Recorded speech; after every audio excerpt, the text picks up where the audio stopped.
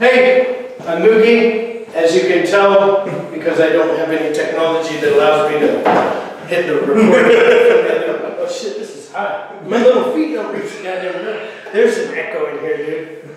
Hello, we're here. We're sitting here at Stoddard's Gun. I had to look at my, so don't screw this up. Stoddard's Guns in Atlanta, and I came here to link up with my buddies to go shooting. And I was like, oh, a gun store. I was like, oh shit, you know, I hate gun stores. This is a Palace. Yeah.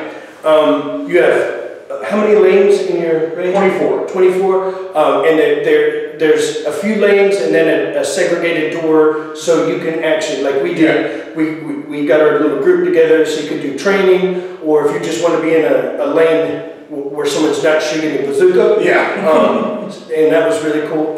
It's absolutely beautiful. You have a lot of great products. I definitely like to see some Spikes tactical guns.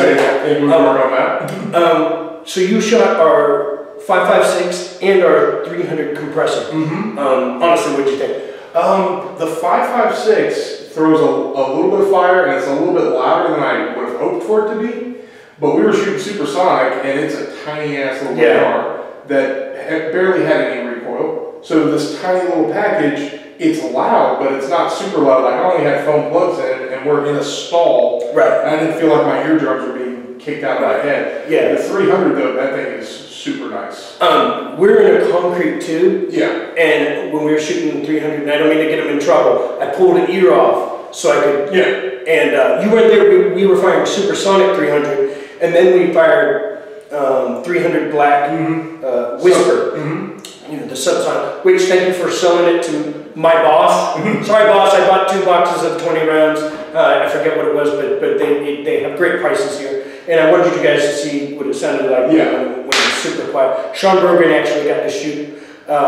He shot all 20 rounds out of the one box. Oh man, he must have really enjoyed that. It was super quiet. As far as the 5.56 gun, it has 2 baffles in it.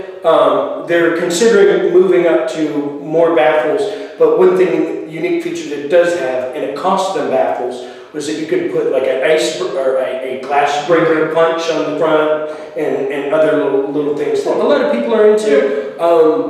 So down the road, there's going to be that's the short cannon. It's going to be much quieter. I want one right now for in my house. Because I fired a 16-inch gun in my house and it was just like, oh, yeah. It's a cannon. Yeah, and I think it would be less, I'm still going to be hurting, but I think it would be less. How the fuck are you shooting a gun in your house? So I want to see how loud it was.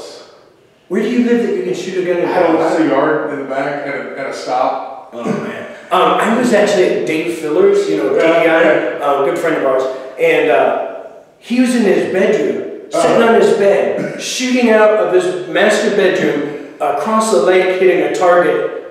He has this 22 subsonic match integrated suppressor, and man, it was so much fun. It was so much fun. I mean, that's the American dream. Yeah, to sit on your couch and shoot shit.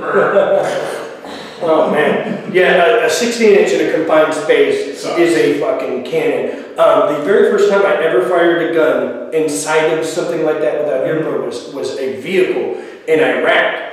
I was actually underneath the vehicle. We were in a contact, and we bailed out of the vehicle. We're being ambushed, and I have to be honest, we were naive. This was 2003. We weren't training for this stuff. We weren't thinking about it. And my plan of action was to jump underneath the car.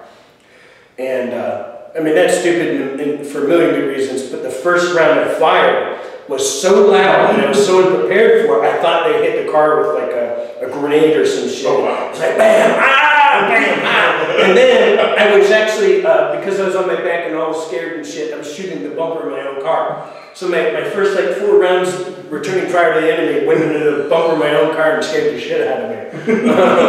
So yeah, it's loud, bro. It's so loud. You have a YouTube channel? Yes.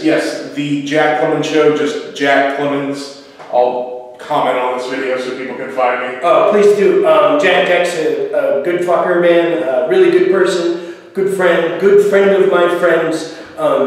In this place he worked for, Stoddard's in Atlanta, has a great reputation. They're a great host. You know, I mean, the only thing I can think of is that they don't have any Spikes Clemons Tactical Training. Yeah. I'm breaking his balls. But thanks for shooting the gun. Thanks for hooking my boss up with that ammo at such a great price. Because I did not get authorization. I'm really sorry, Spike. It was just 40 rounds. I'm actually kind of nervous. I probably won't even turn in the receipt.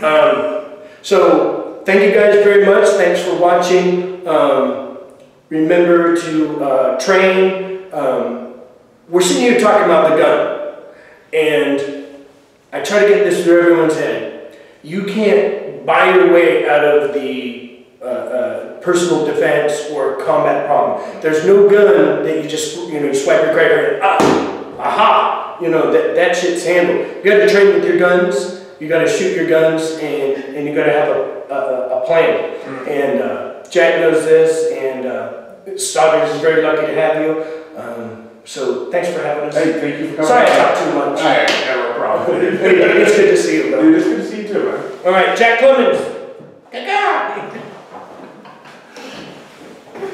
Thank you, bro. Hey, thank you. So I'm gonna tell you a story. Just to